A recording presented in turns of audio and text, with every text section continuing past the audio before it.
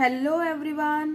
तो आज हम पढ़ने वाले हैं हिस्ट्री का chapter number 11, Mahatma Gandhi and the nationalist movement, civil disobedience and beyond के बारे में। नाम से ही पता चल रहा है हमें गांधी जी के बारे में पढ़ना है और नेशनलिस्ट मूवमेंट के बारे में पढ़ना है। नॉन कॉपरेशन मूवमेंट हो या फिर रॉलेट एक्ट के अगेंस्ट में जो सत्याग्रह हुआ था उसके बारे में पढ़ना है। अब जब भी हम एक नेशन की बात करते हैं या हम देखते हैं एक नेशन के बारे में तो हमें उससे जुड़ा हुआ हमेशा एक नाम दिखाई देता है। जैसे हम कहते हैं कि भारत को आज़ाद कराने में महात्मा गांधी का हम नाम लेते हैं। ऐसे ही हम जब इटली की बात करते हैं तो गरीबाल्दी, जब हम अमेरिका की बात करते हैं तो जॉर्ज वॉशिंगटन, वियतनाम की बात करते हैं तो हो चिन मिन। ये कुछ नाम है जो उस देश से जुड़े हुए हैं, उसके फ्रीडम को लेने के लिए या फिर वहाँ पर जो फ्रीडम के लिए स्ट्रगल हुआ उससे जुड़े हुए नाम हैं जिन्होंने उस देश को एक तरीके से बनाया, उस देश को जो है आज़ादी दिलाई।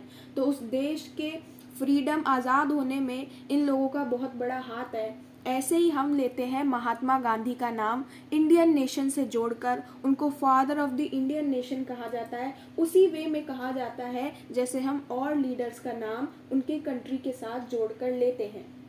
गांधी जी जो थे उनको father of the Indian nation तो कहा ही जाता है और वो अपने टाइम के सबसे रेस्पेक्टेड और इन्फ्लुएंशियल लीडर्स में से आते थे जिन्होंने क्या किया था, फ्रीडम स्ट्रगल में पार्ट लिया था। अब वैसे तो हर कंट्री में जो उसके पॉलिटिकल करियर होता है, हर फ्रीडम स्ट्रगल करने वाले इंसान का, वो जिस सोसाइटी में रहता है वही सोसाइटी उसके पॉलिटिकल करियर को क्या करती है, शेप भी करती है, तो कई जगह उसे रोकती भी है। वही सेम चीज़ गांधी जी के साथ भी हुई। तो इस चैप्टर में हम बेसिकली देखेंगे 1915 से लेकर 1948 में इंडिया में क्या क्या हुआ और गांधी जी का उसमें क्या क्या रोल रहा। तो ये तो ओवरव्यू था। अब हम अपना चैप्टर स्टार्ट करते हैं। A leader announces himself. तो क्या होता है, जनवरी 1915 में जो गांधी जी हैं वो आ जाते हैं इंडिया में। लगभग 20 साल बाहर रहने के बाद में वो क्या करते हैं, इंडिया वापस आ जाते हैं। अब ये जो 20 साल वो बाहर रहे उसमें लगभग बहुत सारा पार्ट जो है वो साउथ अफ्रीका में रहे। साउथ अफ्रीका में कैसे गए थे, एक लॉयर के तौर पे गए थे, लेकिन बाद में जाकर वहाँ पर वो इंडियन कम्युनिटी वहाँ पर जो थी उसके लीडर बन जाते हैं वहाँ उस टेरिटरी में। चंद्रन देवा नेशन ने भी कहा है कि ये जो साउथ अफ्रीका था ना, वो क्या था, साउथ अफ्रीका तो मेकिंग ऑफ द महात्मा था, कि यहीं पर सबसे पहले जो है गांधी जी ने अपने कुछ टेक्निक्स अपनाए, सबसे पहले यही सत्याग्रह किया। इसीलिए हिस्टोरियन चंद्रन देवा नेशन ने कहा कि South Africa was the making of the Mahatma. Gandhi ji यहाँ पर आकर महात्मा गांधी यहीं पर बने, साउथ अफ्रीका में आकर। अब ऐसा क्या किया उन्होंने साउथ अफ्रीका में, साउथ अफ्रीका में सबसे पहली बार उन्होंने सत्याग्रह किया। दूसरा उन्होंने कि रिलीजन के बीच में हार्मनी हो, लोग जो है साथ में आके रहें, लड़ाई ना करें, ये मैसेज भी सबसे पहले वहीं दिया। और तीसरा उन्होंने क्या किया, अपर कास्ट इंडियंस को ना अलर्ट किया कि तुम ये जो लो कास्ट इंडियंस के साथ में या विमेन के साथ में ये जो डिस्क्रिमिनेटरी ट्रीटमेंट रखे हुए हो, जो उनके साथ अच्छा ट्रीट नहीं करते हो, अपने इस नज़रिए को बदलो। तो ये 3 चीज़ें जो है सबसे पहले उन्होंने साउथ अफ्रीका में ही की। अब क्या होता है, 1893 में तो वो चले गए थे इंडिया से, अब 1915 में फिर लौट कर आते हैं। अब जब वो लौट के आते हैं ना, तो ये जो इंडिया जो 20 साल पहले छोड़ के गए थे वो इंडिया अब बहुत कुछ बदल चुका था। इसका मतलब ये था कि अब जो ये इंडिया था वो अभी भी ब्रिटिश कॉलोनी है और 1893 में भी ब्रिटिश कॉलोनी था, लेकिन अभी का जो इंडिया था वो पॉलिटिकल सेंस में बहुत ज़्यादा एक्टिव था। अब कांग्रेस के बहुत ज़्यादा ब्रांचेस जो है वो खुल रहे थे अलग अलग टाउन में, अलग अलग सिटीज़ में। लगभग जितने बड़े शहर थे वहाँ पर कांग्रेस के जो ब्रांचेस थे वो खुल चुके थे। उन लोगों ने क्या किया था, 1905 से 07 2 ईयर के लिए स्वदेशी मूवमेंट भी चलाया था। और इस स्वदेशी मूवमेंट की वजह से कांग्रेस की जो अपील थी वो मिडिल क्लास लोगों के बीच में बढ़ी थी। मिडिल क्लास लोग जो थे वो भी कांग्रेस को सपोर्ट करने लगे थे। तो इस तरीके से कांग्रेस की रीच जो थी वो बहुत ज़्यादा बढ़ती चली जा रही थी लोगों के बीच में। और ऐसे ही मूवमेंट के बाद हमने देखा कि हमारे पास बहुत ही अच्छे अच्छे लीडर्स आए, जिसमें से नाम दिया हुआ है। बाल गंगाधर तिलक थे महाराष्ट्र से, विपिन चंद्र पाल से बंगाल से, और लाला लाजपत राय थे पंजाब से। इन्हें साथ में लाल बाल पाल कहा जाता था। और ये एलिट्रेशन क्या बताता था, ऑल इंडिया करेक्टर बताता था कि स्ट्रगल के लिए कैसे ये तीन लोग जो है, एक महाराष्ट्र है, एक बंगाल से है और एक कहाँ से है, पंजाब से है, तीनों के एरिया कितने दूर दूर हैं, तीनों के स्टेट कितने दूर दूर हैं, फिर भी ये लोग तीनों मिलकर एक ही काम कर रहे हैं, क्या, आज़ादी का। तीनों मिलकर क्या चाहते हैं कि भारत की आज़ादी हो। तीनों मिलकर क्या चाहते हैं कि ब्रिटिशर्स को एकदम हटा देना चाहते हैं। तो तीनों ये दिखा रहा है, एक तरीके से स्ट्रेंथ दिखा रहा है, हमारी यूनिटी दिखा रहा है कि हम अपनी आज़ादी के लिए कितने एक साथ मतलब यूनाइट थे, कि अलग अलग रहकर भी हम वही काम कर रहे थे जिससे हमें आज़ादी मिली। अब ये लोग जो थे ना, वो मिलिटेंट अपोजिशन पे भरोसा करते थे कि ब्रिटिशर्स को हटाना है, उन्हें हमें उसके लिए थोड़ा बहुत वायलेंस भी करना पड़ेगा, इन चीज़ों पे उनका भरोसा था। लेकिन वहीं पर कुछ लोग जो थे ना, वो मॉडरेट्स थे। उनका भरोसा क्या था, बैठो बातचीत करो और इस तरीके से फ्रीडम लो। जैसे कि उसमें से आते थे गांधी जी के जो पॉलिटिकल मेंटर थे, गोपाल कृष्ण गोखले और मोहम्मद अली जिन्ना। ये कुछ लोग थे जो कि मॉडरेट्स में आते थे। ये लोग लड़ाई पे नहीं, ये लोग बातचीत कर कर इस तरीके से क्या चाहते थे कि हमें आज़ादी मिल जाए। अब क्या है, गोखले तो क्या थे, गांधी जी के पॉलिटिकल मेंटर थे। तो वो गांधी जी को एडवाइस देते हैं कि आप एक काम करो, आप तो नए नए आए हो, तो अभी एक साल आप अपने क्या करो, पूरे इंडिया को घूमो, यहाँ के लोगों को जानो, यहाँ की लैंड को जानो। इसीलिए गांधी जी क्या करते हैं, एक साल घूमते भी हैं गोखले जी के एडवाइस पर। अब जब गांधी जी की पहली मेजर पब्लिक अपीयरेंस होती है, वो होती है बनारस हिंदू यूनिवर्सिटी की ओपनिंग सेरेमनी में, जो कि होती है फरवरी 1916 में। तो लगभग एक साल घूमने के बाद उनकी पहली पब्लिक अपीयरेंस तो बनारस हिंदू यूनिवर्सिटी में ही होती है। अब ये जो ओपनिंग सेरेमनी थी, इसमें बहुत सारे लोगों को बुलाया जा रहा था। जैसे प्रिंसेस जो थे उस टाइम पे, उनको बुलाया जा रहा था। फिलेंथ्रोपिस्ट जो समाज सेवा करते हैं, पैसा डोनेट करते हैं, इन सारे लोगों को बुलाया जा रहा था। जिन्होंने डोनेशन दी थी बीएचयू में, उनको बुलाया गया। काफ़ी इंपॉर्टेंट लीडर जैसे कांग्रेस से एनी बेसेंट, इन सारे लोगों को बुलाया जा रहा था। उनके से कंपेयर कर कर देखें तो गांधी जी को अभी इंडिया में कोई उनके काम को लेकर नहीं जानता था, क्योंकि उनको इनवाइट किस लिए किया कि वो आपने साउथ अफ्रीका में जो अच्छा काम किया है उसके लिए उन्हें यहाँ पर इनवाइट किया जा रहा था। बाकी इंडिया में उनका क्या स्टेटस है या इंडिया में उन्होंने क्या किया है, ये कोई नहीं जानता था, क्योंकि वो जस्ट एक साल पहले आए ही थे। इसीलिए जब उनकी बारी आई बोलने की, तो गांधी जी ने क्या किया, जैसे सब कॉन्ग्रेचुलेशन कर रहे थे ऐसे उन्होंने नहीं किया। उन्होंने क्या किया, उन्होंने लेबरिंग पुअर के लिए हम कोई भी कंसर्न नहीं दिखा रहे हैं, ये मुद्दा वहाँ पर उठाया। उन्होंने ओपनिंग ऑफ बीएचयू में क्या कहा कि ये तो बहुत ही गॉर्जियस शो है, लेकिन उन्हें किस बात की टेंशन हो रही है, उन्हें इस बात की टेंशन हो रही है कि बहुत सारे रिच लोग, हमारे पॉपुलेशन में कितने लोग अमीर हैं, बहुत कम लोग अमीर हैं, लेकिन फिर भी वो लोग यहाँ पर बैठे हुए हैं। और हमारी पॉपुलेशन में बहुत ज़्यादा लोग क्या हैं, गरीब हैं, लेकिन फिर भी वो जब अपने सामने ऑडियंस देख रहे हैं तो उनमें कोई उनको गरीब नहीं दिख रहा है। तो यहाँ पे क्यों किसी गरीब को नहीं बुलाया गया, क्यों उस गरीब की तरफ, उस पीजेंट, उस फार्मर, उस लेबरिंग पुअर की तरफ ध्यान नहीं दिया जा रहा है, इसको लेकर वो जो है टेंशन में थे। और यही बात उन्होंने वहाँ पर उठाई। उन्होंने कहा कि अगर हम किसी को अलाउ करेंगे कि हमारा पीजेंट जितना भी कमा रहा है, जितना भी अर्न कर रहा है, तो वो उसे उठाकर ले जाओ, तो हमारी फ्रीडम कभी नहीं आने वाली। हमें फ्रीडम के लिए ऐसा नहीं है कि एक ही ग्रुप काम करेगा, फ्रीडम के लिए हमें हर ग्रुप चाहिए, हर क्लास से लोग चाहिए। फ्रीडम के लिए हमारे साथ पीजेंट भी होने चाहिए। बिना पीजेंट के, बिना फार्मर के हमारी आज़ादी हमें मिल नहीं सकती। ये बात उन्होंने अपने स्पीच में उठाई थी। अब बीएचयू जो था ना, वो ओपनिंग हो रही थी एक नेशनलिस्ट यूनिवर्सिटी की। बीएचयू यानी कि बनारस हिंदू यूनिवर्सिटी पहली ऐसी यूनिवर्सिटी, इंडियन यूनिवर्सिटी थी जो कि इंडियन पैसों से, इंडियन इनिशिएटिव के थ्रू में जिसको खड़ा किया गया, जिसको बनाया गया, उसकी जब ओपनिंग थी तो सब क्या चाह रहे थे, सब बहुत खुश थे, सब सेल्फ कॉन्ग्रेचुलेशन का टोन अपना रहे थे। लेकिन गांधी जी ने क्या किया, गांधी जी ने एक अलग रास्ता लिया। गांधी जी ने उन लोगों को किसके बारे में याद दिलाने की कोशिश की, पीजेंट के बारे में, वर्कर्स के बारे में याद दिलाने की कोशिश की, जो कि हमारे सोसाइटी का क्या करते हैं, बहुत ही लार्ज पार्ट कॉन्स्टिट्यूट करते हैं, क्योंकि वही तो मेजॉरिटी में है, गरीब ही तो ज़्यादा है, और अगर हम उन्हीं पर ध्यान नहीं देंगे तो हमें आज़ादी कैसे मिलेगी। ये मुद्दा गांधी जी ने ही उठाया था। अब गांधी जी के इस स्पीच को देखें ना, तो गांधी जी का जो स्पीच था वो एक स्टेटमेंट ऑफ फैक्ट था।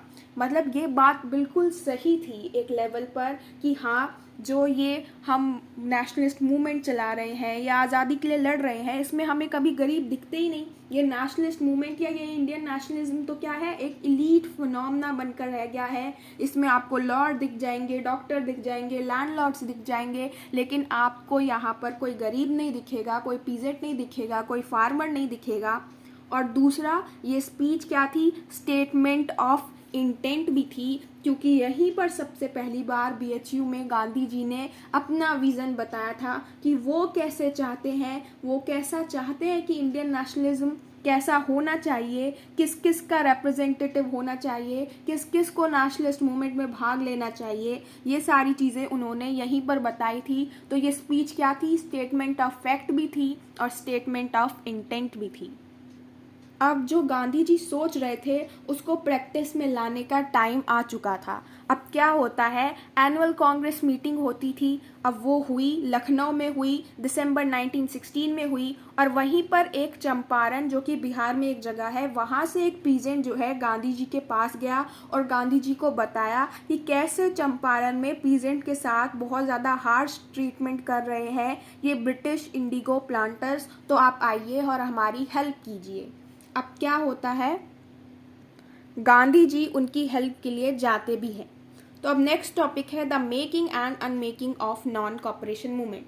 अब 1917 का मोस्ट पार्ट जो है वो गांधी जी कहाँ बिताते हैं, चंपारण बिहार में बिताते हैं। यहाँ पर वो पीजेंट के सिक्योरिटी ऑफ टेन्योर की डिमांड रखते हैं, और साथ ही साथ ये डिमांड रखते हैं कि जो भी कल्टीवेटर क्या चाहता है, पीजेंट जो भी क्रॉप्स अपना कल्टीवेट करना चाहते हैं, जो भी फसलें उगाना चाहते हैं, वो उसको अपनी चॉइस से उगाने दो, उस पर प्रेशर मत डालो कि बस तुमको इंडिगो ही उगाना पड़ेगा, ऐसा प्रेशर नहीं होना चाहिए। फिर उससे आगे वो और भी सत्याग्रह करते हैं। ईयर 1918 में वो जाते हैं अहमदाबाद गुजरात में, और वहाँ पर इंटरवीन करते हैं एक लेबर डिस्प्यूट में, जहाँ पर वो क्या डिमांड रखते हैं कि बेटर वर्किंग कंडीशन होनी चाहिए टेक्सटाइल मिल वर्कर्स के लिए। फिर उसी साल वो गुजरात में ही जाते हैं खेड़ा में, और यहाँ पर किसकी डिमांड रखते हैं, यहाँ पर डिमांड रखते हैं रिमिशन ऑफ टैक्सेस की, कि टैक्सेस को माफ़ कर देना चाहिए या फिर टैक्सेस में छूट हो जानी चाहिए, क्योंकि इस साल जो है फसलें अच्छी हुई नहीं है, तो पीजेंट फार्मर टैक्स देने में बिल्कुल भी कैपेबल नहीं है, इसलिए टैक्सेस को माफ़ कर दो, और माफ़ नहीं कर सकते तो कम तो ज़रूर ही करना चाहिए। अब ये सारे जो उन्होंने मूवमेंट चलाए, तो इससे क्या पता चला, इससे मार्क कर दिया गया गांधी जी को कि एक तो एक ऐसे नेशनलिस्ट है गांधी जी जिनके मन में बहुत ज़्यादा दया भावना है, बहुत ज़्यादा सिंपैथी है, किसके लिए, पुअर्स के लिए। ये जो पीजेंट है, वर्कर्स है, फार्मर्स है, इनका बहुत ध्यान रखते हैं, इनके प्रति इनके मन में क्या है, सिंपैथी है। लेकिन ये जितने भी मूवमेंट थे ये लोकलाइज स्ट्रगल्स थे। अब गांधी जी क्या चाहते थे कि कोई बड़ा सा हम मूवमेंट जो है वो चलाए, जो कि पूरे इंडिया में चले, एक छोटे से एरिया में सीमित ना रहे। अब गांधी जी जो सोच रहे थे वो हो भी जाता है। 1919 में क्या होता है कि एक उससे पहले बताया जा रहा है कि 1914 से लेकर 1918 के बीच में वर्ल्ड वॉर फर्स्ट चला था। अब इस वर्ल्ड वॉर फर्स्ट में क्या किया था ब्रिटिशर्स ने कि प्रेस पर सेंसरशिप लगा दी थी, यानी प्रेस वाले कुछ भी ब्रिटिशर्स के अगेंस्ट या उनकी गवर्नमेंट के अगेंस्ट नहीं छाप सकते। अगर प्रेस वाले छापेंगे तो उनके ऊपर कोई भी एक्शन ले लिया जाएगा। दूसरा, डिटेंशन विदाउट ट्रायल, किसी को भी पकड़कर जेल में डाल सकते हैं और उसका ट्रायल भी नहीं होगा, 2 साल के लिए उसे कोर्ट में भी नहीं भेजा जाएगा, वो अपने इस गिरफ्तारी को चैलेंज भी नहीं कर सकता।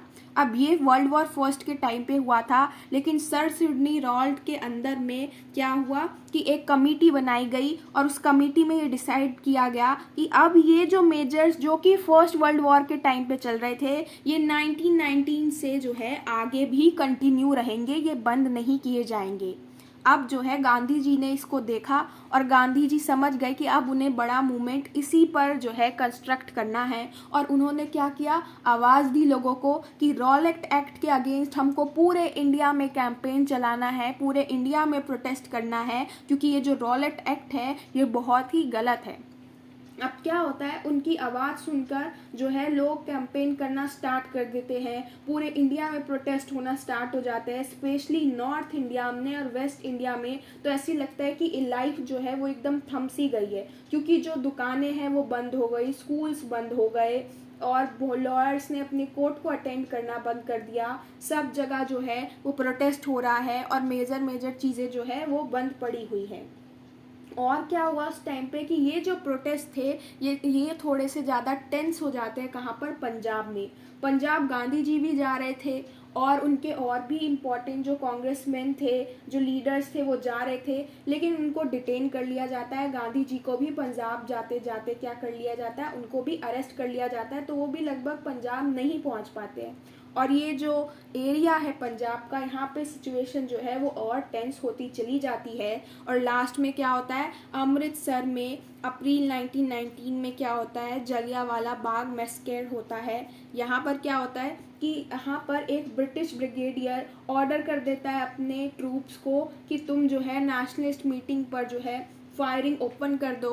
और उसी टाइम पे बैसाखी का जो त्यौहार होता है वो लोग मनाने एक ग्राउंड में आए हुए होते हैं, तो बहुत सारे लोग इसमें मारे जाते हैं। ऑफिशियल डेटा कहता है कि 400 जो लोग थे वो मारे गए और बहुत सारे लोग जो है वो घायल हुए, और इसी को जलियांवाला बाग मैसेकर कहते हैं। अब क्या होता है, रॉलेट सत्याग्रह से जो है गांधी जी को क्या मान लिया जाता है कि ये तो एक नेशनल लीडर बन जाते हैं, क्योंकि उन्होंने बहुत बड़ा मूवमेंट चलाया। और इस मूवमेंट के सक्सेस होने की वजह से गांधी जी क्या चाहते हैं कि अब और बड़े बड़े मूवमेंट चलाएं, और फिर गांधी जी आवाज़ देते हैं कि अब हमें क्या करना है, अब हमें नॉन कॉपरेशन मूवमेंट चलाना है। अब हमें बिल्कुल भी कॉपरेट नहीं करना है ब्रिटिशर्स के साथ। हम कॉपरेट करते हैं इसलिए ब्रिटिशर्स का रूल है, हम कॉपरेट नहीं करेंगे तो क्या होगा, ब्रिटिशर्स का रूल भी नहीं रहेगा। इसलिए जो लोग चाहते हैं कि ब्रिटिशर्स का राज ख़त्म हो जाए, ब्रिटिशर्स हम पे बिल्कुल भी रूल ना करे, वो यहाँ से चले जाएं, जो लोग भी ऐसा चाहते हैं वो मेरी बात मानो, ब्रिटिशर्स के साथ बिल्कुल भी कॉपरेट मत करो, लो कोर्ट नहीं जाओ, कोई स्कूल अटेंड मत करो, कोई कॉलेज अटेंड मत करो, कोई भी टैक्स पे मत करो। मतलब इन शॉर्ट वो यही कहना चाह रहे हैं कि ब्रिटिशर्स के साथ बिल्कुल भी कॉपरेट नहीं करना है।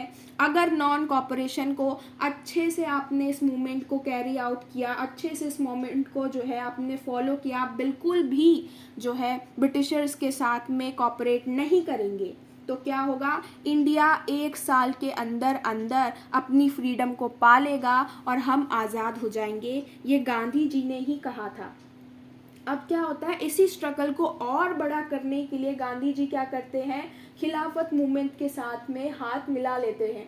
खिलाफत मूवमेंट क्या था, इसको चला रहे थे मोहम्मद अली और शौकत अली। और इसमें क्या हुआ था कि खिलाफत मूवमेंट का काम था कि वो जो कैलिफत है, जो कि एक सिंबल है पैन इस्लामिज्म का, उसको रिस्टोर करना है। उसको किसने हटा दिया था, टर्किश रूलर केमाल अतातुर्क ने हटा दिया था। तो खिलाफत मूवमेंट के साथ हाथ मिलाकर गांधी जी को क्या लग रहा था कि अगर हम नॉन कॉपरेशन मूवमेंट और खिलाफत मूवमेंट को साथ में लेकर आ जाएंगे, दोनों मूवमेंट साथ में मिल जाएंगे, तो इंडिया के 2 मेजर रिलीजियस कम्युनिटी, हिंदू और मुस्लिम जो है वो साथ में आकर ब्रिटिश रूल को ख़त्म कर देंगे।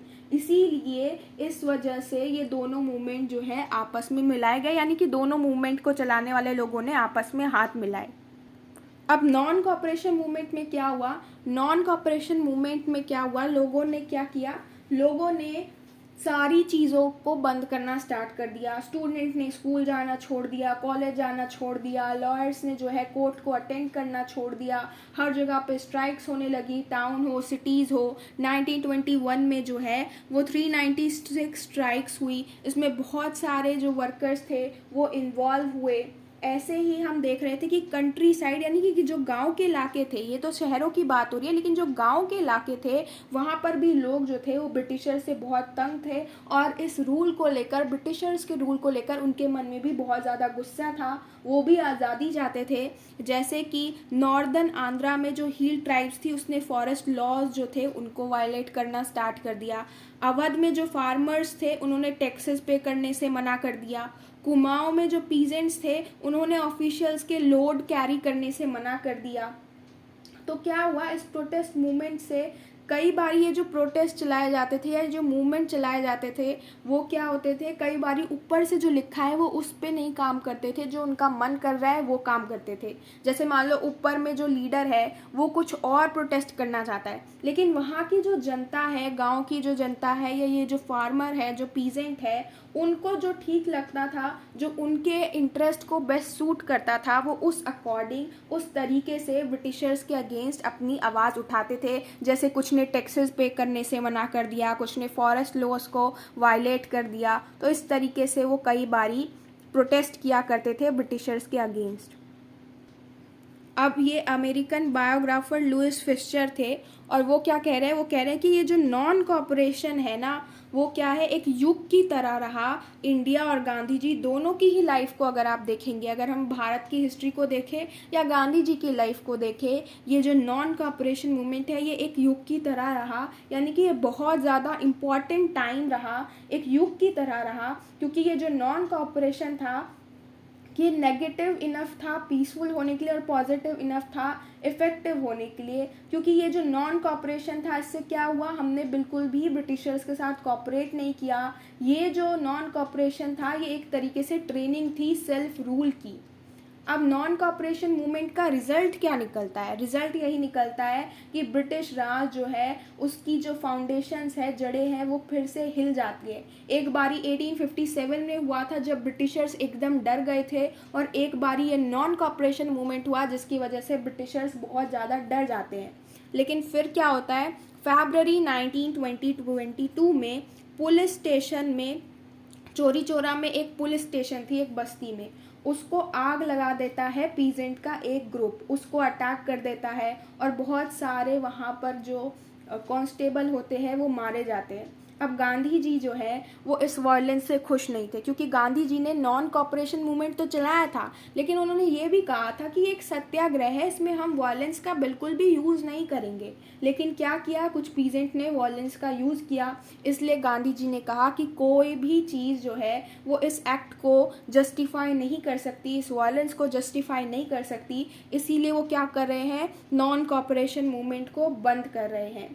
अब नॉन कॉपरेशन मूवमेंट को बंद कर लिया जाता है। इस नॉन कॉपरेशन मूवमेंट के दौरान ही थाउजेंड ऑफ इंडियंस को क्या किया गया था, जेल में डाल दिया गया था, और गांधी जी को भी डिटेन कर लिया गया था, उन्हें भी जेल में डाल दिया गया। पहले तो फरवरी 1922 में ये बंद हुआ मूवमेंट। उसके ठीक एक महीने बाद मार्च 1922 में गांधी जी को क्या कर लिया गया, अरेस्ट कर लिया गया, और चार्जेस लगा दिए गए, किसके, सेडिशन के, राजद्रोह के उन पर चार्जेस लगा दिए गए। अब उनके ट्रायल पे कौन बैठे थे, उनके ट्रायल पर बैठे थे एक जज जिनका नाम था जस्टिस CN ब्रूमफील्ड, और उन्होंने क्या किया, एक रिमार्केबल स्पीच दी उनका सेंटेंस सुनाते हुए। उन्होंने क्या कहा, ये जो जज थे उन्होंने कहा कि ये बहुत ही क्या है, इम्पॉसिबल है इस फैक्ट को इग्नोर करना कि आप जो है वो बहुत ही अलग टाइप के इंसान हैं। मैंने आज तक जितने लोगों को ट्रायल किया है, जितने लोगों के अगेंस्ट सज़ा सुनाई है या मैं सुनाने वाला हूँ, आप उन सब से अलग हैं, आप एक अलग कैटेगरी के इंसान हैं।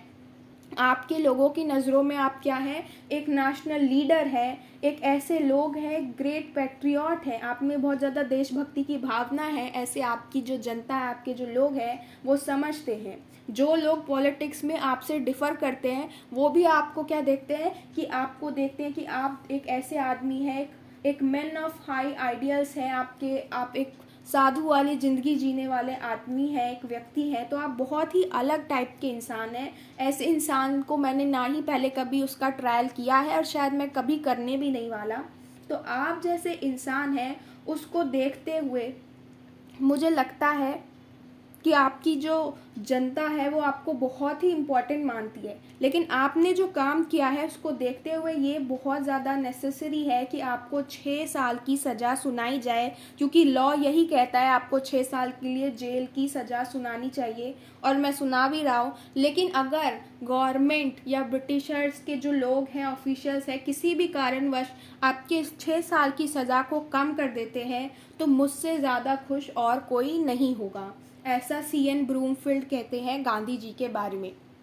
तो आज की वीडियो में इतना ही। नेक्स्ट वीडियो में इससे आगे का टॉपिक कवर करेंगे। तब तक के लिए आप सब्सक्राइब कर सकते हैं मेरा दूसरा चैनल अभ्यास, जहां पर आपको इंग्लिश और हिंदी का फ्री कंटेंट मिलेगा। उसका लिंक भी डिस्क्रिप्शन में दिया हुआ है। तो मिलते हैं नेक्स्ट वीडियो में, तब तक के लिए बाय बाय।